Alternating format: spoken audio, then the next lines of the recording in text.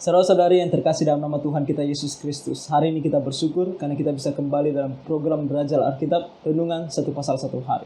Hari ini kita akan melanjutkan renungan kita dari kitab Keluaran, dan hari ini kita akan membahas tentang pasalnya yang ke-6. Kita akan melihat bagaimana Tuhan akan memberitahukan kepada Musa janjinya akan apa yang akan dia lakukan. Ini adalah merupakan yang kita sebut sebagai eksekusi dari perjanjian. Artinya dulu dia pernah berjanji kepada Abraham, Ishak dan Yakub, dan sekarang dia akan mulai untuk mengeksekusi perjanjian tersebut.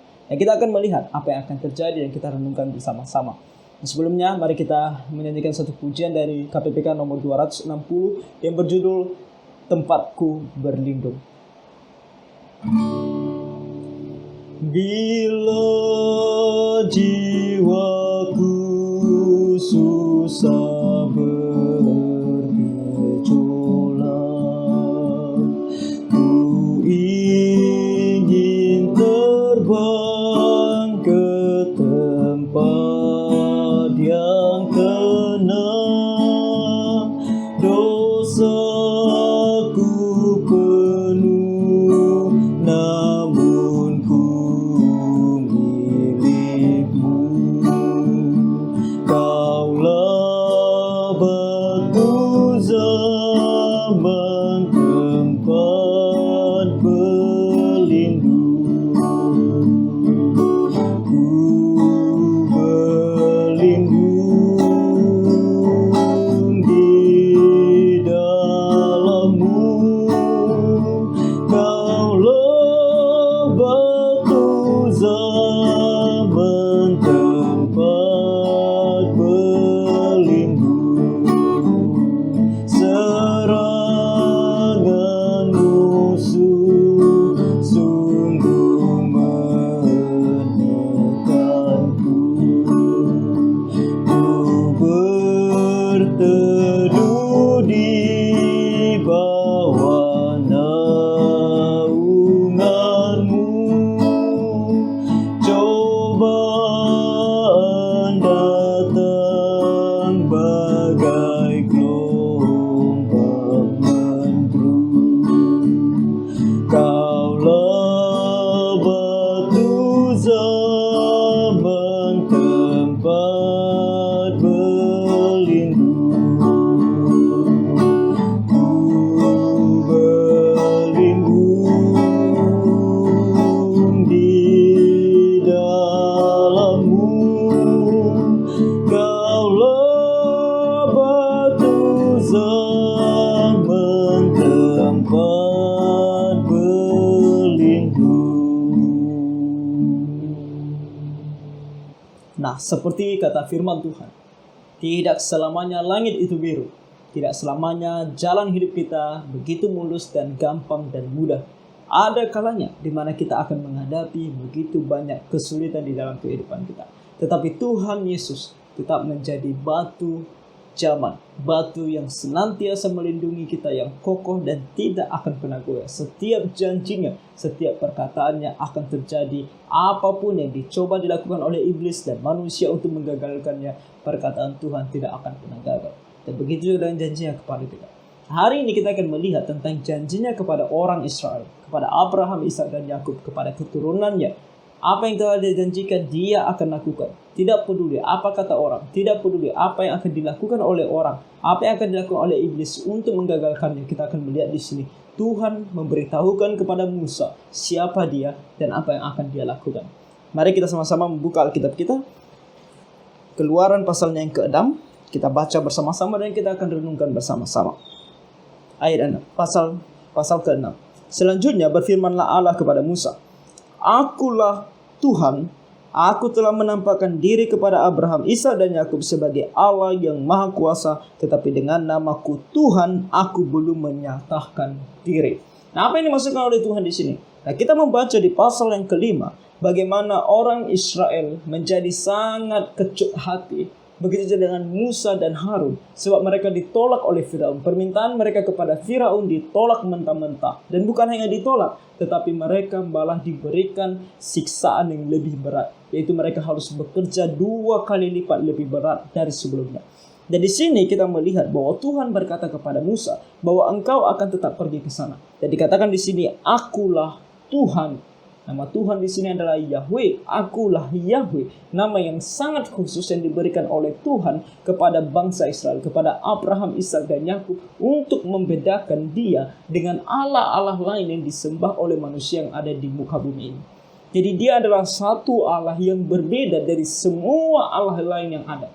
Dan namanya ialah Yahweh. Itu yang akan membedakan dia. Dan dia mengatakan di sini bahwa dia adalah Yahweh. Akulah Yahweh. Aku telah menampakkan diri kepada Abraham, Ishak, dan Yakub sebagai Allah yang maha kuasa. Nah, di sini Tuhan mengatakan bahwa aku ini, Yahweh, adalah Allah yang maha kuasa. Dan kita membaca di dalam Alkitab, yang dimaksud sebagai Yahweh, yang dimaksud sebagai Allah yang maha kuasa, tidak lain dan tidak bukan adalah Allah Tritunggal. Baik itu Bapa, Anak, dan Roh Kudus, itu disebutkan sebagai Yahweh. Allah Bapa, kita tidak perlu mencari tahu apakah Allah Bapa adalah Yahweh. Semua orang pasti setuju Allah Bapa adalah Yahweh. Lalu bagaimana dengan Anak? Bagaimana dengan Roh Kudus? Nanti kita akan membaca begitu banyak ayat-ayat yang akan menunjukkan kepada kita bahwa Yesus adalah Yahweh, Roh Kudus juga adalah Yahweh. Makanya kita terus membaca Alkitab supaya kita tahu masalah ini, bahwa sesungguhnya ini menggambarkan, atau ketika dikatakan akulah Yahweh, ini adalah Allah Tritunggal. Bapa, Anak, dan Roh Kudus termasuk di dalamnya. Ketiganya adalah satu dan mereka adalah Yahweh. Jadi dikatakan di sini bahwa akulah Yahweh, aku telah menampakkan diri kepada Abraham, Ishak, dan Yakub sebagai Allah yang maha kuasa, tetapi dengan namaku Tuhan aku belum menyatakan diri. Nah, di sini saja sudah bisa kita tahu bahwa Tuhan Yesus juga adalah Yahweh. Kenapa? Karena kita mengetahui ketika Tuhan menampakkan diri kepada Abraham, dan menampakkan diri kepada Ishak, dan menampakkan diri kepada Yakub, sering sekali dia menampakkan diri dalam rupa manusia yang disebut sebagai malaikat Tuhan. Kita ingat dalam kitab Kejadian ketika kita membaca bagaimana malaikat Tuhan turun dan menampakkan diri kepada Abraham, bagaimana malaikat Tuhan turun menampakkan diri kepada Yakub, bahkan berseteru dengan Yakub atau bertengkar dengan Yakub. Itu adalah pribadi dari Allah Tritunggal yang kedua, yaitu Tuhan Yesus sendiri, yang dimana tugasnya, salah satu fungsinya adalah untuk datang ke dalam dunia untuk selalu menggunakan tubuh manusia supaya bisa kelihatan oleh manusia, sebab Allah adalah roh. Jadi di sini saja kita sudah bisa melihat bahwa Tuhan Yesus adalah Yahweh juga. Oke, tiga pribadi di dalam satu Allah. Bukan tiga Allah tetapi hanya satu. Tetapi satu Allah ini memiliki tiga pribadi yang tidak dapat dipisahkan tetapi dapat dibedakan. Allah Bapa, Allah Anak, dan Allah Roh Kudus. Itu yang kita lihat di dalam Alkitab tentunya. Kita kan dikatakan di sini bahwa Dia adalah Allah yang Maha Kuasa. Nah, di dalam Alkitab diberitahukan kepada kita, kepada bangsa Israel namanya adalah Yahweh. Kepada kita juga tetap kita bisa memanggil Dia dengan sebutan Yahweh. Cuman karena sudah diterjemahkan ke dalam bahasa Indonesia, kita menyebut dia sebagai Tuhan. Di sini Tuhan huruf besar semua, kapital semua. Ketika kita menyebut nama Tuhan huruf kapital semua, di dalam pikiran kita, dalam hati kita adalah huruf kapital semua, kita sedang menyebut Yahweh. Sama. Oke? Dan di dalam Alkitab kita diberitahukan bahwa Yahweh ini di dalam perjanjian lama, Dia memakai bangsa Israel untuk melaksanakan kehendaknya itu, untuk menjadi saksi baginya. Kemudian di perjanjian baru, Dia menunjukkan dirinya melalui pribadi Tuhan Yesus. Dia datang ke dalam dunia memakai rupa manusia, kemudian mati di atas kayu salib, kemudian Dia dikuburkan, lalu bangkit dan naik ke sorga. Setelah itu zaman gereja, dan zaman gereja adalah zaman di mana Tuhan memakai gereja untuk menjadi saksinya. Dan kemudian ada yang disebut sebagai zaman akhir, yang di mana Tuhan Yesus akan datang kembali. Nah, zaman akhir sendiri sebenarnya kalau kita membaca firman Tuhan dengan lebih detail, itu dikatakan bahwa zaman akhir itu bukan zaman yang nantinya di masa yang akan datang. Tetapi mulai daripada Tuhan Yesus datang ke dalam dunia, mulai daripada Dia sudah mati di atas kayu salib dan naik ke sorga, itu sudah terhitung sebagai zaman akhir. Zaman ini adalah zaman akhir. Dan kemudian pada zaman akhir ini, di puncaknya nanti, Tuhan Yesus akan datang kembali. Yang kita tahu ketika Dia datang kembali, Dia tidak akan datang sembunyi-sembunyi, tetapi kedatangannya akan diketahui oleh semua orang, sebab Dia datang bukan untuk menyelamatkan, tetapi untuk menghukum. Untuk memusnahkan langit dan bumi yang ada saat ini. Untuk menghancurkan semuanya dan menciptakan atau membuat langit dan bumi yang baru. Itulah tujuan Tuhan Yesus datang kembali kedua kalinya. Nah, hal ini saya bahas karena akhir-akhir ini kita sedang membahas, kalau kita melihat di internet, tentang ada satu gereja yang disebut sebagai Gereja Tuhan yang Maha Kuasa. Gereja Tuhan yang Maha Kuasa ini mengatakan bahwa Tuhan Yesus sudah datang kembali dalam rupa seorang perempuan, dan kedatangannya secara diam-diam. Dan dalam kedatangannya secara diam-diam ini, dia akan perlahan-lahan menyebarkan ajarannya sampai diketahui oleh semua orang. Ini tidak sesuai dengan firman Tuhan. Pertama, Tuhan Yesus bukan perempuan. Dia tidak akan menggunakan pribadi perempuan, sebab namanya sendiri dituliskan dalam bahasa Yunani maupun Ibrani sebagai maskulin, laki-laki. Genrenya adalah laki-laki, maskulin. Itu yang pertama. Yang kedua, kedatangan Tuhan Yesus yang kedua kali tidak terjadi secara diam-diam, tetapi terang-terangan di hadapan semua orang. Semua orang akan melihat. Bagaimana caranya? Kita tidak perlu tahu bagaimana caranya, tapi ketika dia akan datang dengan begitu luar biasa besarnya sampai semua orang melihatnya.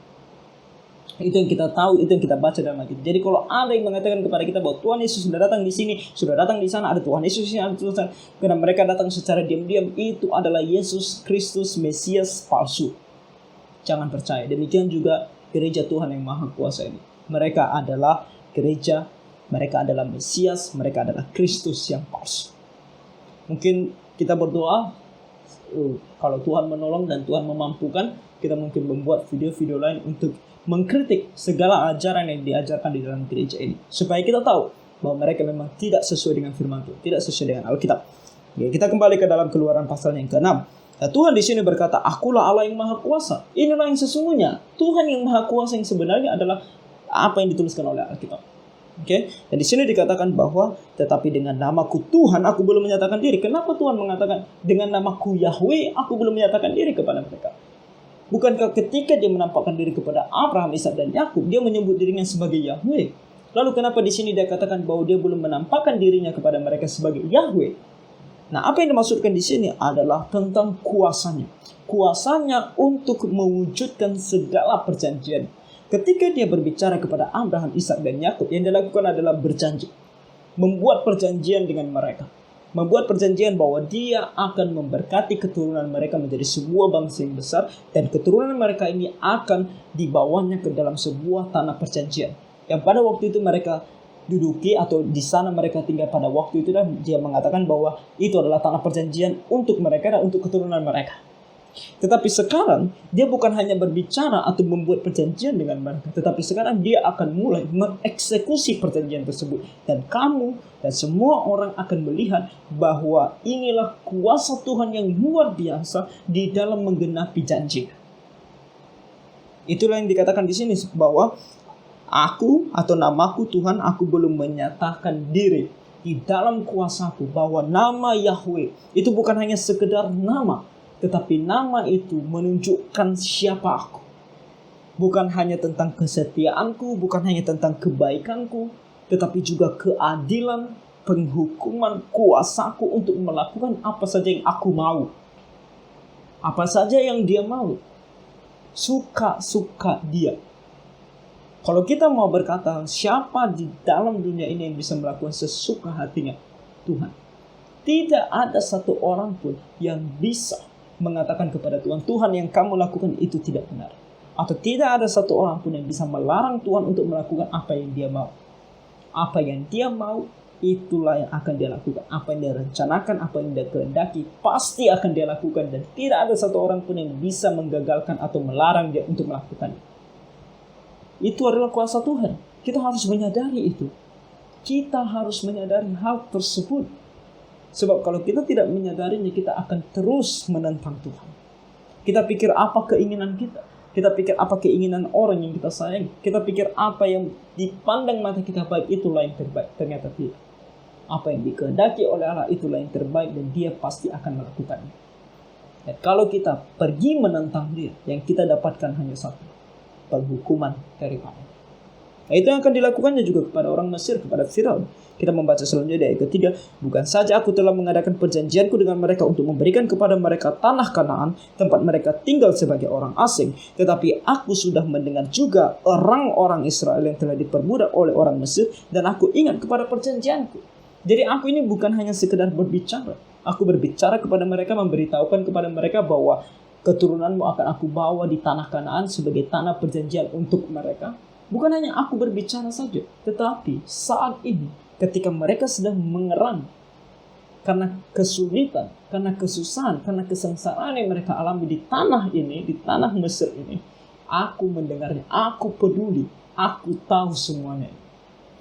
Dan dia 5 dikatakan, sebab itu katakanlah kepada orang Israel.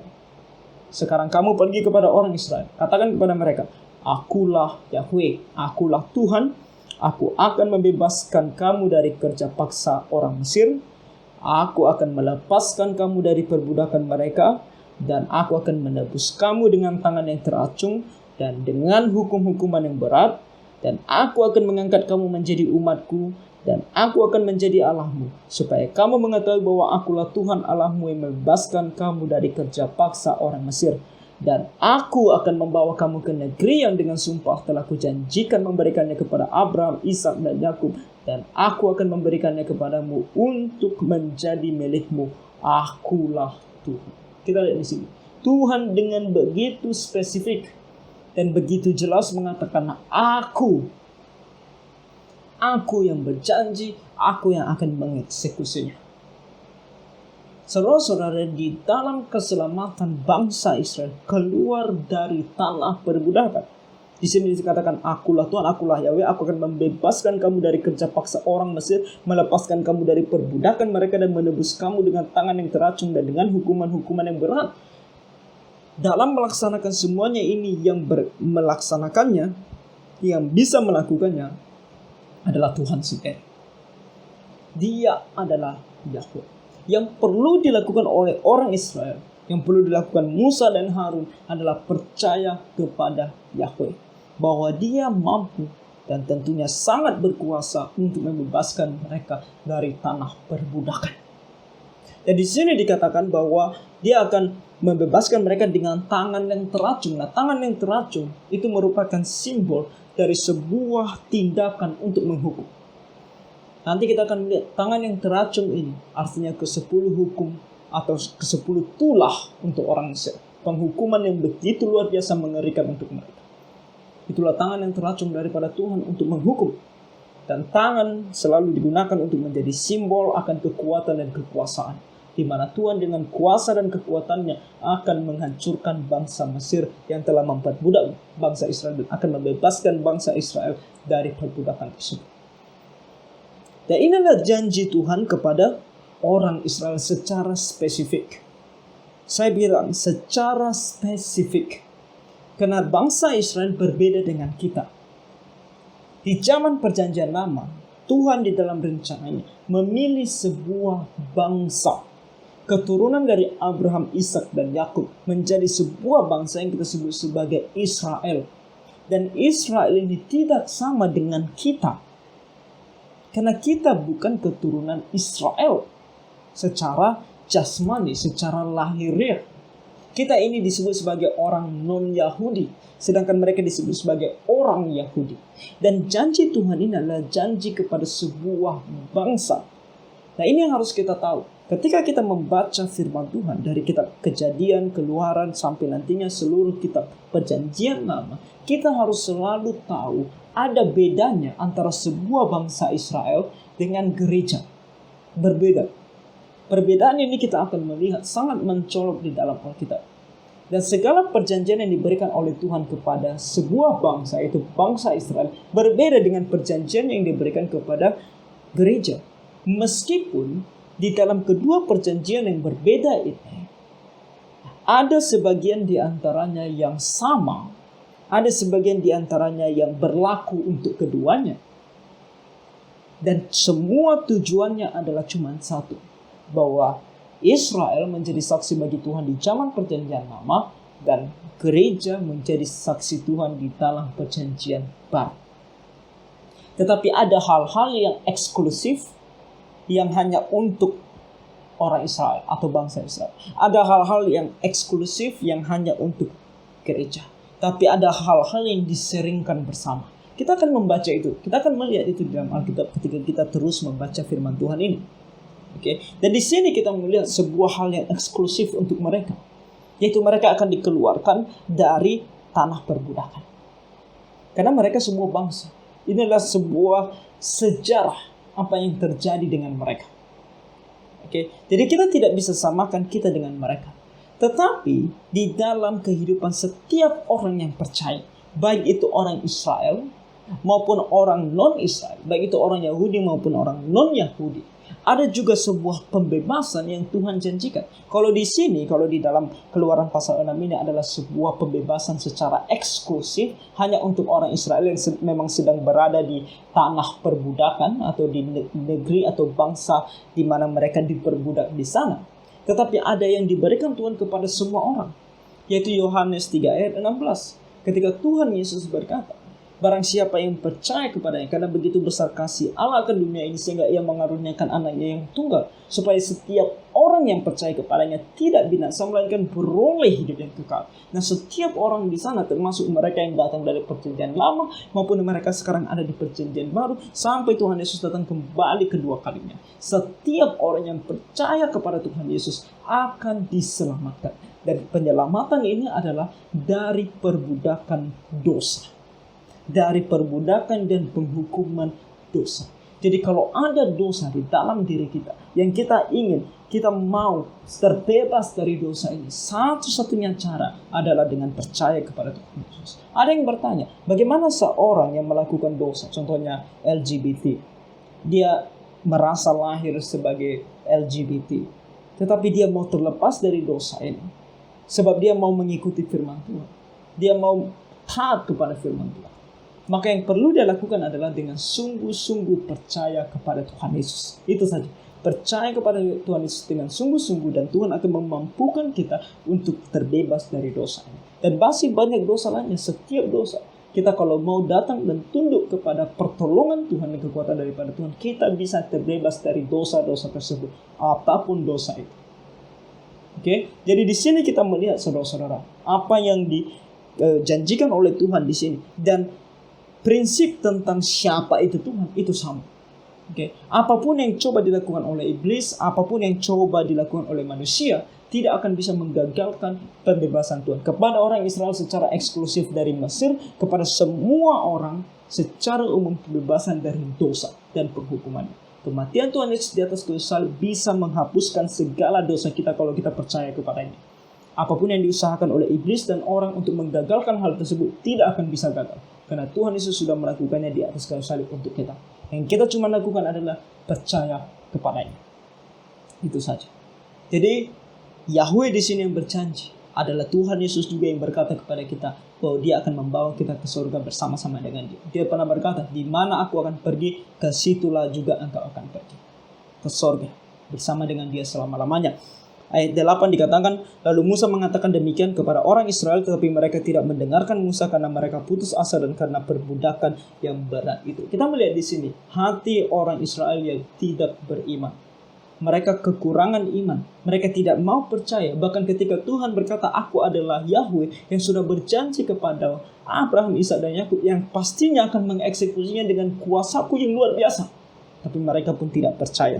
Mereka kurang iman. Tetapi karena janjinya Tuhan kepada Abraham, Ishak dan Yakub, dan dia tidak bisa mengingkari janjinya, maka dia tetap berkata kepada Musa. Kemudian Tuhan berfirman kepada Musa, pergilah menghadap, katakanlah kepada Firaun raja Mesir bahwa ia harus membiarkan orang Israel pergi dari negerinya.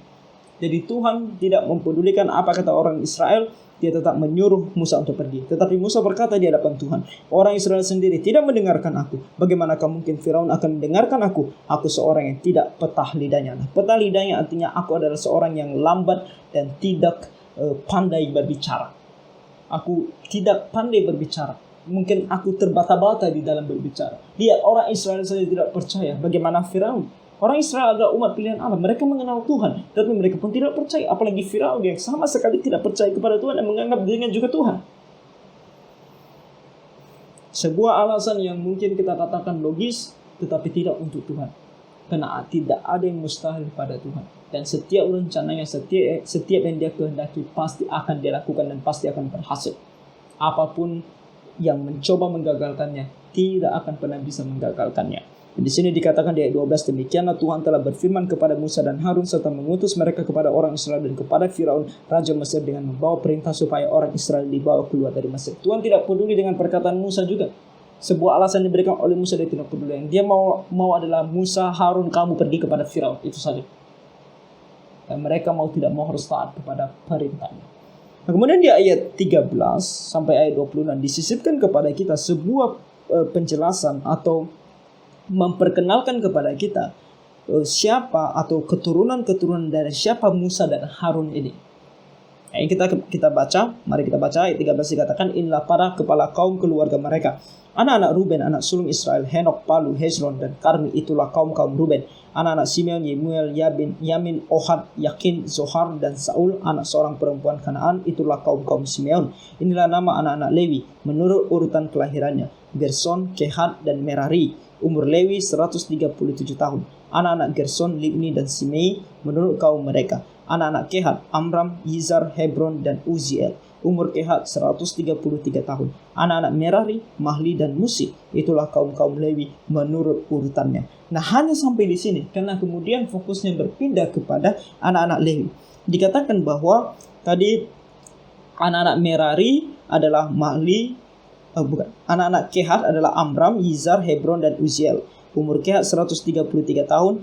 Kemudian anak-anak Merari. Nah, di ayat 19 bahwa Amram itu yang ada tadi di ayat 17, dan Amram mengambil Yokhebed, saudara ayahnya, menjadi istrinya, dan perempuan ini melahirkan Harun dan Musa baginya. Jadi di sini kita melihat kalau di pasal-pasal sebelumnya ketika Musa lahir, kita cuma diberitakan bahwa seorang Lewi mengambil seorang perempuan Lewi untuk menikahinya, dan kemudian lahirlah Musa. Di sini kita diberitakan nama ayahnya Musa adalah Amram, nama ibunya Musa adalah Yokhebed. Jadi ingat, ayah Musa adalah Amram, ibunya adalah Yokhebed. Siapa tahu nanti kamu ikut sebuah kuis, kamu bisa jawab. Ayahnya Musa adalah Amram, ibunya adalah Yokhebed. Di sini ayat 20, anak-anak Yizar, Korah, Nefek, dan Zichri, anak-anak Uziel, Misael, Elsafan, dan Sitri, dan Harun mengambil Eliseba, anak perempuan Aminadab, saudara perempuan Nahason, menjadi istrinya, dan perempuan ini melahirkan baginya Nadab, Abihu, Eleazar, dan Itamar. 4 orang anak laki-laki. Ingat, dia memiliki 4 orang anak laki-laki. Nama mereka adalah Nadab, Abihu, Eleazar, dan Itamar. Kenapa kita perlu mengingat 4 nama ini? Karena nama ini, 4 orang ini akan sangat penting di dalam sejarah bangsa Israel. Dan kita akan melihat bagaimana Tuhan akan memakai mereka dan bagaimana Tuhan akan menghukum mereka. Oke, kita akan melihat nanti. Kita membaca firman Tuhan ini terus. Oke, ingat 4 orang mereka, Nadab, Abihu, Eliezer, dan Itamar. Oke, ini sesuai urutannya. Yang paling tua Nadab, anak kedua Abihu, anak ketiga Eleazar, anak keempat Itamar. Sangat penting. Nanti kita akan tahu di pasal-pasal selanjutnya. Kemudian anak-anak Korah, Asir, Elkana, dan Abiasaf, itulah kaum-kaum orang Korah. Eleazar, anak Harun, mengambil salah seorang anak perempuan Putiel menjadi istrinya, dan perempuan itu melahirkan Pinehas baginya. Itulah para kaum keluarga orang Lewi menurut kaum mereka. Saudara-saudara, firman Tuhan itu begitu jelas, dan apa yang disampaikan oleh firman Tuhan akan terjadi. Di sini kita melihat sebuah nubuatan di masa yang akan datang. Sebuah nubuatan. Kenapa saya katakan sebuah nubuatan? Karena di sini secara sengaja di ayat 24 tadi kita melihat ada 4 anak daripada Harun, yaitu Nadab, Abihu, Eleazar, dan Itamar. Anak pertama Nadab, anak kedua Abihu, anak ketiga Eleazar, anak keempat Itamar. Tetapi anak pertama dan anak kedua seperti di skip, tidak disebutkan keturunannya. Yang disebutkan adalah Eleazar. Di sini dikatakan ayat 24 Eleazar. Kenapa? Akan ada sesuatu hal yang sangat penting nantinya. Kita akan tahu itu di pasal-pasal berikutnya. Jadi makanya kita terus membaca firman Tuhan. Begitu banyak hal menarik yang kita bisa lihat, dan begitu banyak hal yang bisa kita pelajari.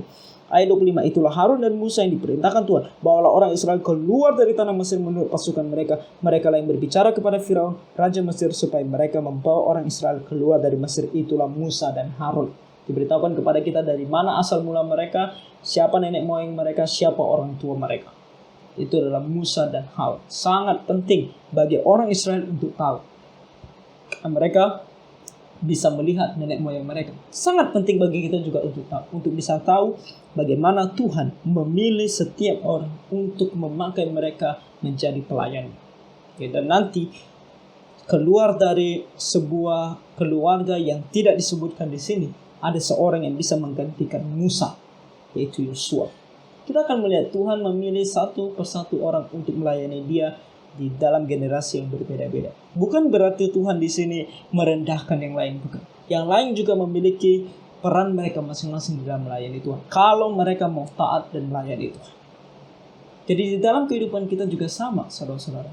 Memang ada orang yang Tuhan pakai dengan begitu luar biasa besarnya, dan itu adalah bagian Dia. Bagian kita mungkin menurut kita kecil, tetapi itu adalah bagian kita yang sesuai dengan kehendak Tuhan. Maka keduanya harus dilakukan dengan benar.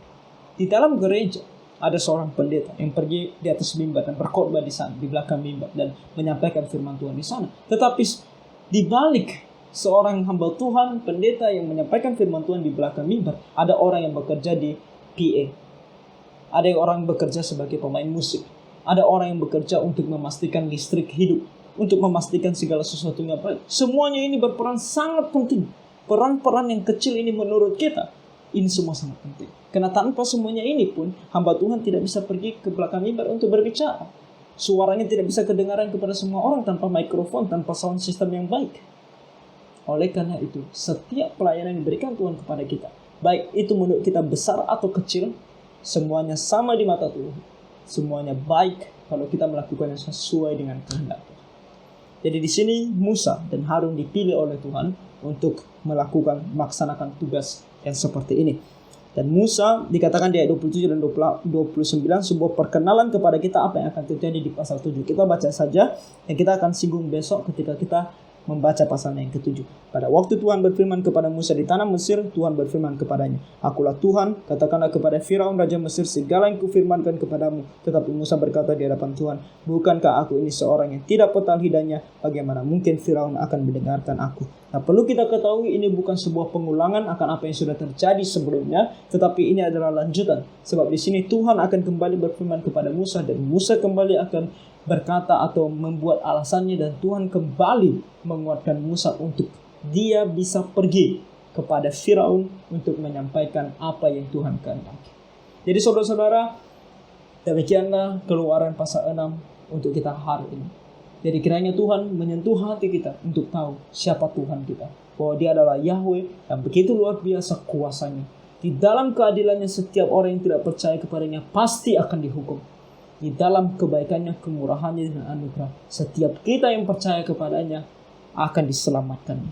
Jadi apapun yang dicoba dilakukan oleh siapapun, baik itu iblis maupun manusia, tidak akan pernah menggagalkan tujuan Tuhan yang dua ini, yaitu untuk mengadili yang tidak percaya kepadanya dan membebaskan, menyelamatkan mereka yang percaya kepadanya. Saudara-saudara, pilihan kita, apakah kita mau di posisi seorang yang diadili oleh Tuhan yang Maha Kuasa ini, yaitu Tuhan Yesus sendiri, atau kita mau di sisi seorang yang diselamatkan oleh Tuhan Yesus? Kita pilih dengan cara tidak percaya atau percaya kepada Tuhan Yesus.